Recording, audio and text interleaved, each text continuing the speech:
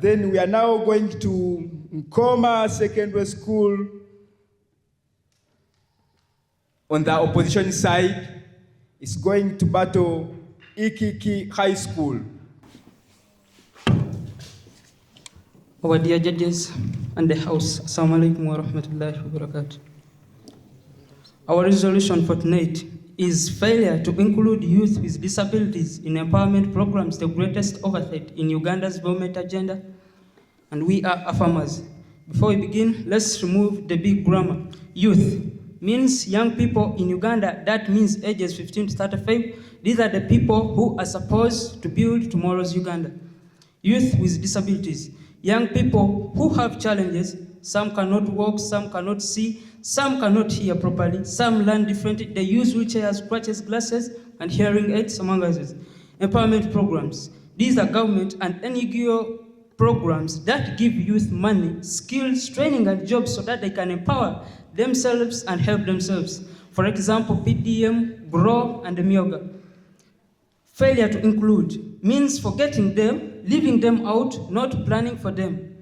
Greatest oversight means the biggest mistake, the most important thing we are all forgetting. Uganda Development Agenda. This is our national plan to make Uganda reach Vision 2040, middle income status, and jobs for everyone. So in one sentence, the motion is asking, is the biggest mistake Uganda is making in its plan to develop is the fact that we are forgetting young people with disabilities when we give out money and opportunities. We affirmers say yes, 100% yes. Let's first look at our status quo. Right now in Uganda, youth with disabilities are legally included, get me well, are legally included in empowerment programs, but practically excluded. Why? Because now let's talk statistics. 56% are unemployment and idle, and less than 2% are benefiting from PDM and GROW programs. The information you are hearing is from Uganda Bureau of Statistics. More, 56.6% of youth with disabilities aged 18 to 30 are not in employment, education, or any training. They are need. 13% population with disabilities, those are the people who are being left behind. 5.5 million people is the one which stands for 13% of the youth. And dear judges, that number of people is not small. That number of people is greater than the population of 20 African countries. For example, Gabon with 2.5 million, Lesotho, Seychelles, Comoros, and Gambia, among others. Saying PDMs can't wait is like refusing to buy a mosquito net and paying for malaria treatment. That is bad planning. Even the World Health Organization proved that. It said that countries who exclude people with disabilities in their empowerment programs lose 7% of their gross domestic product. For Uganda, that's 3 trillion. And if we are to look at 3 trillions, aren't those like 10 new referral hospitals? Judges, that's for you.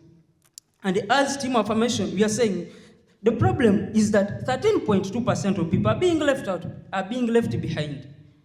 We made good laws, but we forgot to put ramps, lifts, and interpreters to cater for the 13%. That's why we call it the greatest oversight. Uganda's problem is not Uganda's problem. The Uganda's problems today we have are there at the great. They may say that we have the greatest problems are corruption and unemployment. But do you know why they are greatest problems? Because we are only applying 87% effort, forgetting the 13%. Now imagine if we applied 100%, what would we get? And these are our resolutions tonight. The first one is we are wasting our biggest resource, that's people. The second one is that it costs government more money to ignore them than include them. The third one is that it breaks our laws and our values. Without fairness, that is not real development. Let me talk about our first argument. We are wasting our biggest resource, which are people. What is the mechanism in this? Countries develop with people and human capital. If you ignore 13% of your workforce, your economy will go 13% slower. It's simple math. For instance, Aisha Nguru is deaf and makes the best dresses, but she misses GROW training because there was no sign language. We lost a business owner, we lost a taxpayer, we lose additional money to Uganda's economy every year. We are losing that money because we forgot to cater for Asia. They will say, as I said, that real problems are more corruption, but I'm repeating this. They are the greatest because only 87% effort is applied to solve them, leaving 13%. Now, what do you expect if you only apply 87 effort percent? If we ignore 13% of our youth, we are not developing Uganda. We are developing 87% of Uganda. Thank you.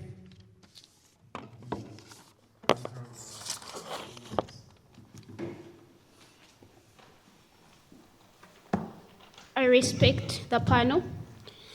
Today's motion states that is failure to include youths with disabilities in empowerment programs the greatest oversight in Uganda's development agenda. Now, in today's debate, we agree with the affirmative on one thing. Youths with disabilities face real barriers. Access to capital, skills training, assistive devices, and information is still too low. Many empowerment programs like PDM, EMYOOGA, and Youth Livelihood Programs were not designed with disability inclusion in mind from day one. That is a serious problem. It is a gap. It costs Uganda talent, innovation, and inclusion. But the motion does not ask if it is a problem. It asks if it is the greatest oversight, and on that we say no. To call it the greatest oversight ignores other structural failures that affect all Ugandans, including youths with disabilities, and it misdiagnoses where Uganda's development is being held back most. Now, dear judges, we ask you to judge us on these three things. One, scale of impact. Greatest oversight here must mean the one failure that, if it is fixed, unlocks the most development for the most Ugandans. And then two, causality. What is the root bottleneck stopping Uganda's transformation? Is it one demographic being left out of programs, or it is system-wide failure in implementation, corruption, and infrastructure? And then three, cooperative agency. Are there other oversights that affect youths with disabilities and all other youths, and without fixing them, no empowerment programs will work anyway? If we frame it this way, you will see that exclusion of youths with disabilities is critical, but it is not the single greatest oversight here. Chair, our burden of proof is we are going to prove to you that there are other oversights that are bigger in scale and impact. We will show that issues like corruption in program delivery, lack of infrastructure, and failure to implement existing policies affect 100% of youths and all people with disabilities too. And then framing it as the greatest is dangerous. It narrows the solution. If we only fix inclusion and leave corruption, poor roads, and unemployment untouched, youths with disabilities will still be poor because the whole system fails. And then we ask the affirmative to prove to us that exclusion of youths with disability is happening at a scale larger than other failures. They must show data that more development potential is lost in exclusion than through corruption, unemployment, or lack of electricity. And then two, they have to show that this specific exclusion is the root cause blocking Uganda's development agenda. Not just a cause, but the greatest one. They must prove that if we were to fix this and nothing else, Uganda will transform. And then three, they have to show that empowerment programs are the main vehicle of Uganda's development. They must prove that programs like PDM, Youth Livelihood Programs, are working well for everyone else, and the only thing missing is disability inclusion. If they fail on these three things, then we win this debate. Now, dear judges, we frame this debate, today's debate, we debate about this debate on three quotations. And quotation one is, the bigger oversights are systemic. Then corruption and diversion of PDM, EMYOOGA funds, poor last mile infrastructure, and unemployment at 13% for all youths are killing more livelihood than exclusion alone. A youth with disability in Bale cannot benefit from PDM if the money never reaches the circle.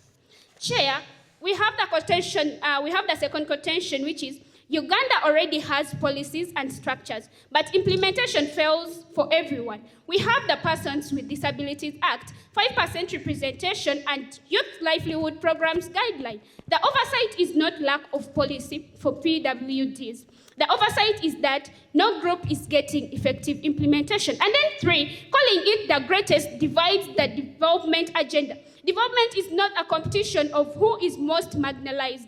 When we fix up electricity, roads and market access, and corruption, youths with disabilities benefit too.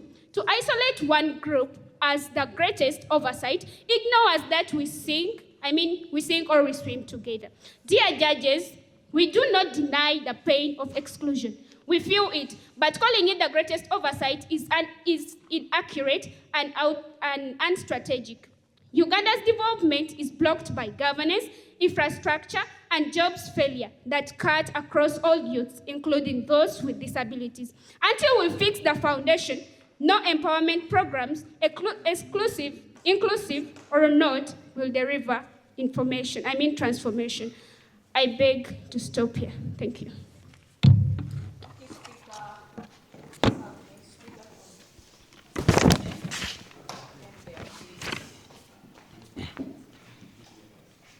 The honored table of juries, moderator, worthy opponents, ladies and gentlemen, assalamu alaikum wa rahmatullahi wa barakatuh.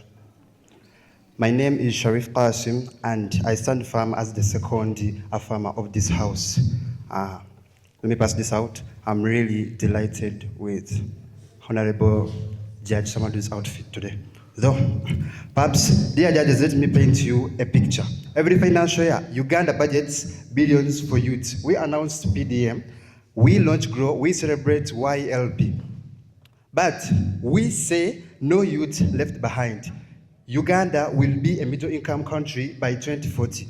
But work with me to any parish in Lila, in Kasese, and in Busia. One question, where are the youth with disabilities in these programs? You will hear silence, you will see stairs with no ramps, you will see forms that a blind person cannot read, you will see training that a deaf person cannot cannot hear. Chair, that's not development, that's betrayal. Because the greatest oversight is not the scandal we are shouting about on TV. The greatest oversight is the quiet mistake we repeat every day. We design programs for youth, but we mean able youth only. According to Uganda Bureau of Statistics 2024, 13.2% of Ugandans have a disability. That's 5.5 million people. And Uganda Bureau of Statistics 2025 tells us 56.6% of the youths with disabilities aged 18 to 30 are NEET, not in school, not at work, not in training. We are not failing because we have no money. We are failing because we forgot to include 1 in every 8 youths. Let me deal with opposition first. The first opposer came here and told us, let's first deal with resources. Let's first deal with infrastructure. Let's fix schools and roads first. We say we don't have to wait 20 years. YLP and PDM are here now. Let's make them accessible now. They are saying corruption is the biggest problem, but we say fix inclusion and you kill corruption. Organize PWD, that's people with disabilities. PWD groups track money better. Transparency goes up. Hope you're getting. They are saying resources are limited, but inclusion is cheap. A sign interpreter, a ramp, a braille form, that is 2% more cost for 100% more impact. Let me extend our case. First, adding to the first affirmer's points, first, it breaks out laws and our values. Here is the mechanism. Development is not just tarmac roads and GDP. It's dignity. It's keeping your promises. Ugandan promises, like 1, Constitution, Article 32. State shall take affirmative action in favor of PWDs. And the next one, Vision 2040. Let's they say, leave no one behind. The third one, PDM guidelines for every household. Hope you're getting. Here's the scenario. Prose is blind in Ikiki. She went for EMYOOGA money. The form was online. A helper filled it for her and stole the money. She got nothing. In Ibali, a PDM meeting was held on the second floor. No lift. If youth, and there were 4 youths in wheelchairs, and they were left waited behind, outside. We make laws and forget to implement them. Here is the impact. A youth who feels excluded today becomes an angry citizen tomorrow. You can't build a peaceful, stable Uganda by leaving 2 million youths behind. That's how you create protests, crime, and hopelessness. POI speaker.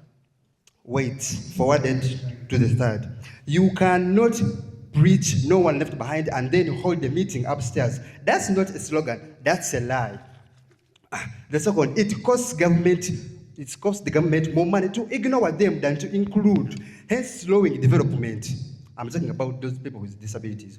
Here's the mechanism. It's cheaper to give someone a fishing rod than to feed them fish for 40 years. We do not empower PWDs. They don't disappear. They become dependent only on families, on family, NGOs, or government. So if we don't empower PWDs, if they don't disappear, they become dependent on families, NGOs, and the government. Here's the story. Youth with a disability who gets 1M through PDM can start a poultry, pay taxi, and employ 2 people. What's that? Development. The same youth, if ignored, will need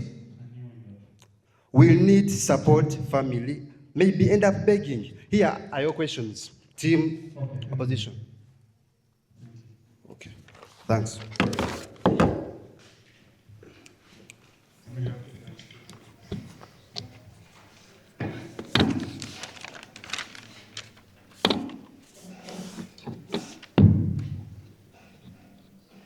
Okay.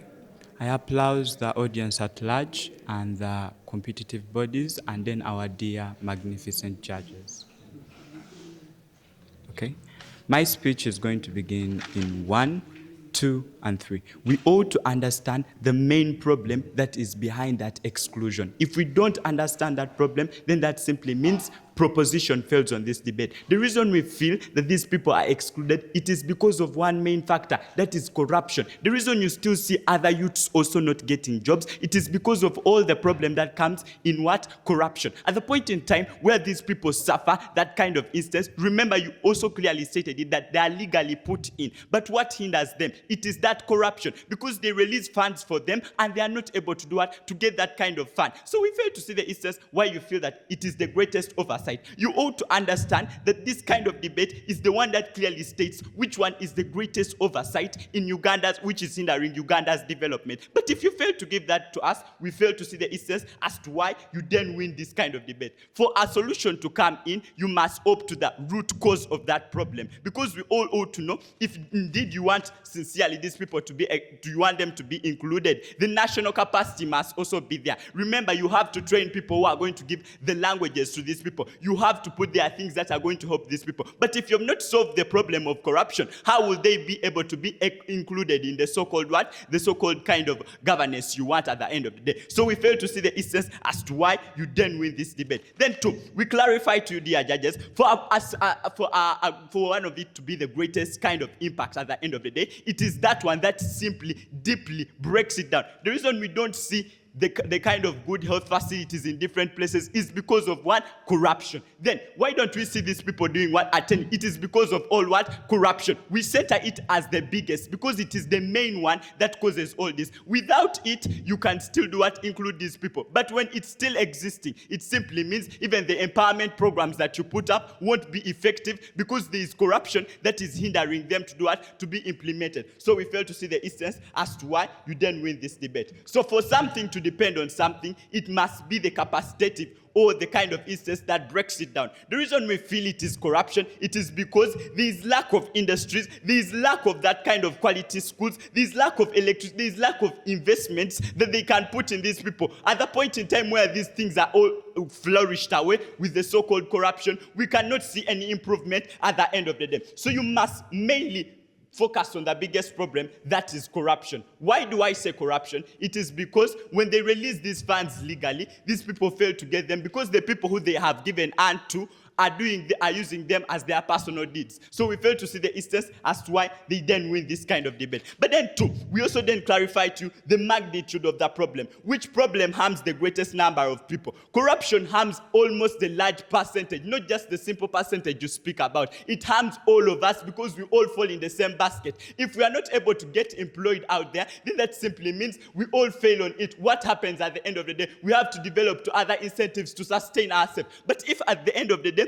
we are able to solve that corruption, then that simply means everybody will be able to access the kind of solutions they need at the end of the day. So we fail to see the instance as to why you then win this debate. Then we also speak about the duration, which problem continuously harms the future generation. Yes, you claim that you want to empower these so-called programs, but at the end of the day, when corruption is still existing in the status quo, you cannot simply solve that problem. So we fail to see the instance as to why you then win this debate. Then we also speak about the dependency of the so-called thing that you then put on. Without us eliminating corruption, then that simply means even though you include these people, it is still going to be very hard for you to get the kind of services you want, because corruption still exists in status quo. If you are able to destroy that corruption, then that simply means these people will be able to be will be able to be included in this kind of instance. So you fail on that. Then too, we then also clarify to you that the kind of debate that we are handling is asking for which one is the greatest side. If you fail to analyze that, then that simply means you fail on this kind of debate. Accepting. What is the meaning of oversight? Oversight. Are we in Uganda today not trying to cater for corruption? Thank you. Oversight is something that is very large. If you're not able to solve that problem, then how are you sure that the quantitative of your policy is going to be implemented when the root cause is still there? So we fail to see the instance as to why you win that debate, because you bring in a philosophy that will not even occur. Because remember, I also clarified to you, you're going to need people who need to train those people in this kind of language interpretation. But what then happens at the end of the day? Because corruption has hindered the resources that are supposed to be used to train these people, it breaks them down. So we fail to see the instance as to why you then win this debate. Then too, you ought to opt for something that is going to solve the main root cause. When you solve the main root cause, it is just like you get malaria. What are you supposed to do? You're supposed to get the real anti-vaccine that is going to destroy that malaria in the body. That simply means you solve that problem. When you solve the problem, it means you're able to do what? To attain everything that you need to acquire. So we fail to see the instance as to why you then win this kind of debate. And you ought to understand, for you to have this so-called inclusion, you have to first destroy the main impact that destroys the inclusion of these people. Because without us destroying that problem, we cannot solve the problem in status quo. So we fail to see the instance as to why you then win this kind of debate.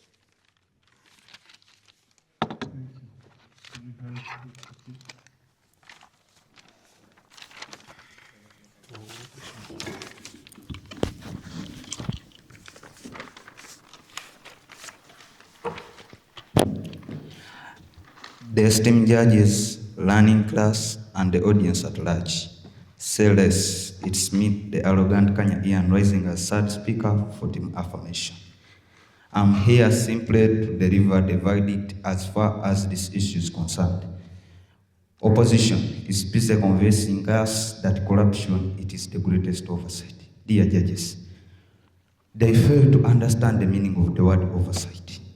We are here. Corruption everywhere is advocated for, but PWDs are not advocated for. Corruption, we have been fighting it for 60 years. It has not ended, and we are still fighting it, and our grandchildren will also fight it. But these PWs will be left behind for the next 100 years, and they were left behind for the 60 years. Dear judges, allow me continue. My colleagues gave you the facts. I will give you the damage. The relation is simple. When we failed to include PW youth, Uganda's development agenda played. We locked out 13.2% of youth. Vision 2040 slowed down. PDM failed. National Development Plan lied. This is not an oversight. This is the greatest oversight. Because money returns, roads are rebuilt, but lost development, lost years, lost potential never come back. Judges, because we failed to include the PW youth, the economy plate, 1 trillion for PDM, 265 billion for Youth Livelihood Programme, 260 billion for EMYOOGA. Those are many zeros. We poured the money, and then we built stairs, which the lame can't climb.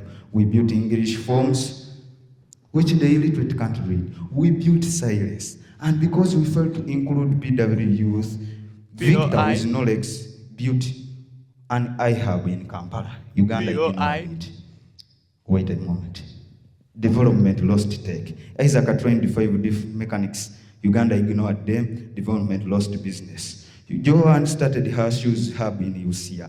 Uganda starved her market. Development lost taxes. Site savers said it. Include the PWUs, increase in jobs. Kayunga showed it. 212 PWUs, 212 businesses. So hear me. This is not no money problem. This is no sense problem.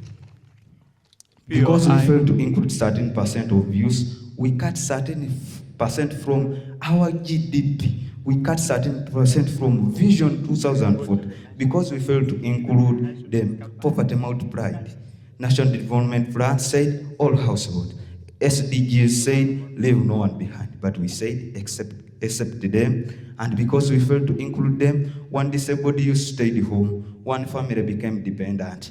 4 children dropped out of school. One cycle of poverty was born. But the Wi-Fi is empower M. Lawrence in Jinja, 4 children go to school. Empower Aisha in Guru, 2 girls get salary. Connect one, the whole house gets signal.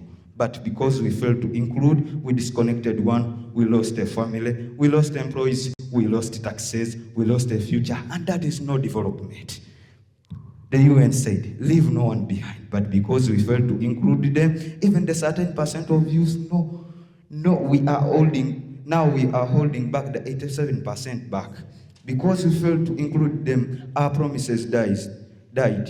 We wrote Vision 2040 with pride. We passed Article 32 with applause. We signed the PWD Act with cameras. And because inclusion failed, Youth Livelihood Programme meetings, stairs only, democracy died. PDM forms, English only, wealth creation became selective. Training, talking only, skills died. And you can't call that development.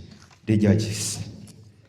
A+ infrastructure, F in inclusion, C economy, that is not development. Kofi Annan highlighted us. The measure of a nation's success is on how well it treats its most vulnerable. But because we failed on inclusion, we failed that test. Opposition says corruption first. We say failure of inclusion brought about 13% increase in corruption. POI speaker. Wait a moment. They say fix other things first. We say there is no first because we delayed inclusion. We delayed Vision 2040. Now picture this with me. Uganda is a bus. Destination 2040, development. Full tank, good driver. But because we failed on inclusion, we stopped. And we told certain percent PWUs, walk, you are less important.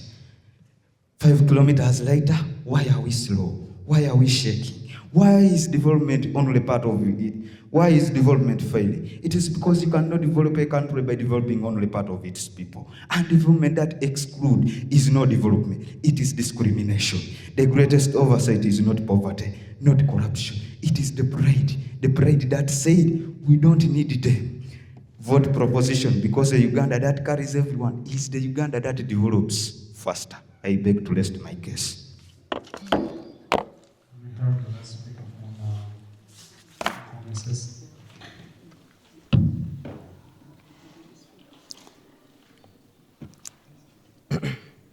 Okay, I'm going to begin my speech in 3, 2, and 1. So now, Chair, I think we should come to first understand onto something that is very simple. That is the key phrase here. I think the key phrase in this kind of particular debate is the greatest oversight. I think what I come to understand even out of our framing, but from their own framing as the proposition, their A1 speaker, their first speaker comes and tells us that, you know what? The greatest oversight looks like the biggest problem. And since it is the biggest problem, it means if we solve it, then other problems are going to be solved. But now the question is, if at all we come to a flat like this one, and then we build a ramp for those lame people to come up, would have we created employment?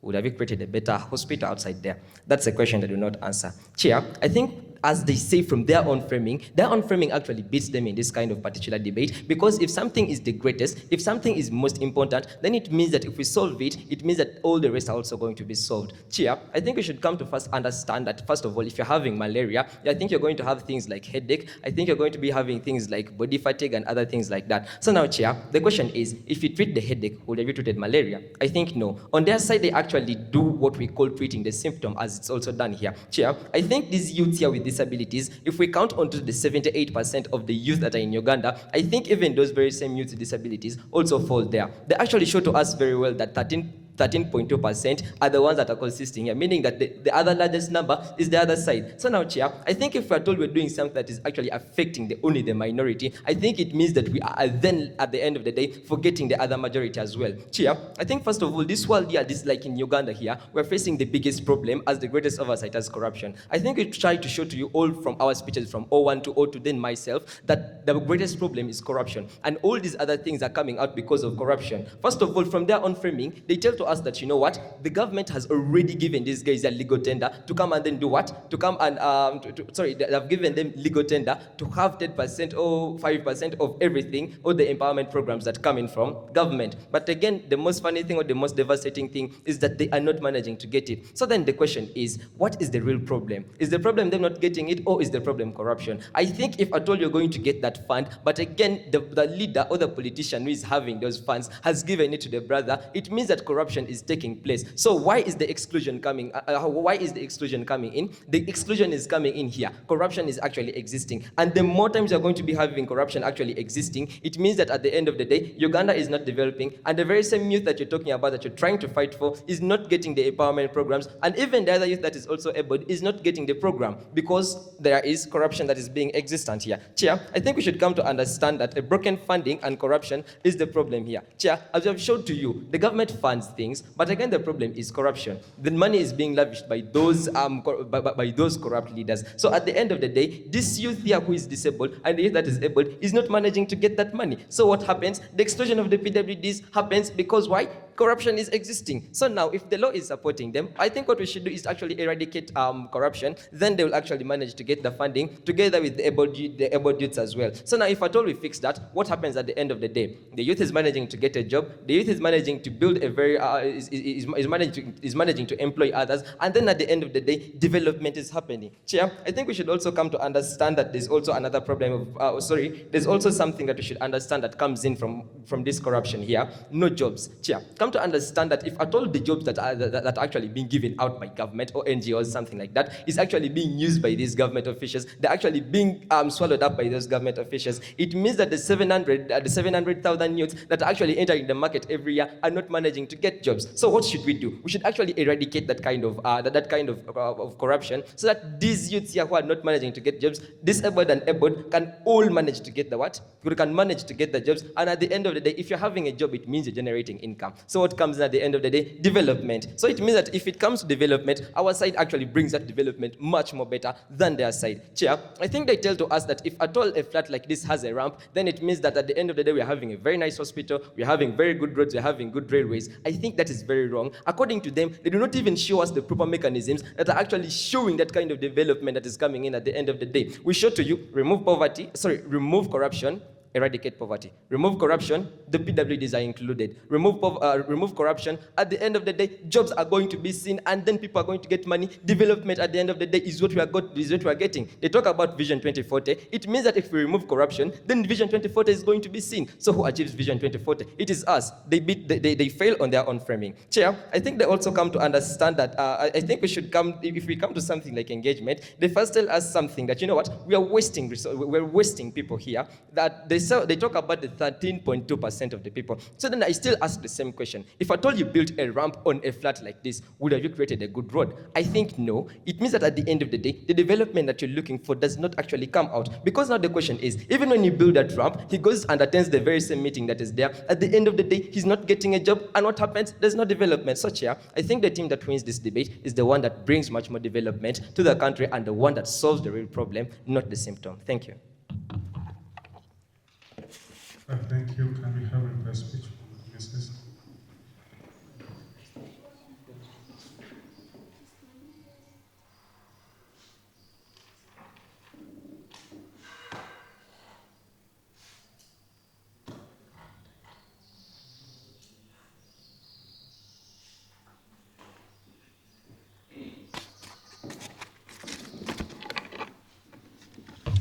All right, thank you so much for the opportunity granted. Now, in this particular motion, we do not deny the fact that youths with disabilities are excluded, but we deny the narrative that exclusion is the great oversight. Calling it the great oversight means when it is fixed, everything will be okay, it will be fixed.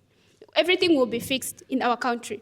But we see that there are other things that are leading to the underdevelopment of the country. Things like corruption, lack of infrastructure, medical facilities, and unemployment. We show that development is not a one-person's thing. It's not a thing for a specific group, but we show them that for development to be at top, we have to fix corruption and these other things that are existing. Those are the greatest oversight, but not the youth exclusion. Thank you. Thank you. To begin with, our opponents have failed to understand the word oversight. Corruption is not an oversight because we have been fighting corruption for years and we still fight it. An oversight, what is an oversight? Is the biggest problem we are forgetting. We have never forgotten corruption. And we say the greatest waste of a nation is lack of human potential. If we ignore 13% of our youth, we are not developing Uganda, we are developing 87% of Uganda. I beg to relay. So this was Ikiki versing Nkoma SS. And their motion was whether leaving behind disability, youth living with disability is a great oversight in Uganda's development agenda. Thank you very much, dear moderator. I also take the opportunity to thank and welcome the members from that wonderful presentation and show of words and mind and reason. Allow me make the announcement. I will start with Ikiki, and from one judge we had 67, we had 73 and 73. That gives a total of 213. From another judge we had 69, 79 and 75 to give a total of 223. And then from the last judge we had 84, 85 and 86 to give a total of 255. When you add 213 plus 223 plus 255, you get 691. When I turn to Nkoma, from one judge, there was 74, 87, and 89 to give a total of 250. From another judge, there was 87, 89, and 93 to give a total of 269. And then from another judge, the third judge, we had 86, 77, and 86 to give a total of 249. When you add 250 plus 269 plus 249, you get a total of 768. It is Nkoma with 768 against Ikiki with 691. With that, I declare Nkoma as the victor.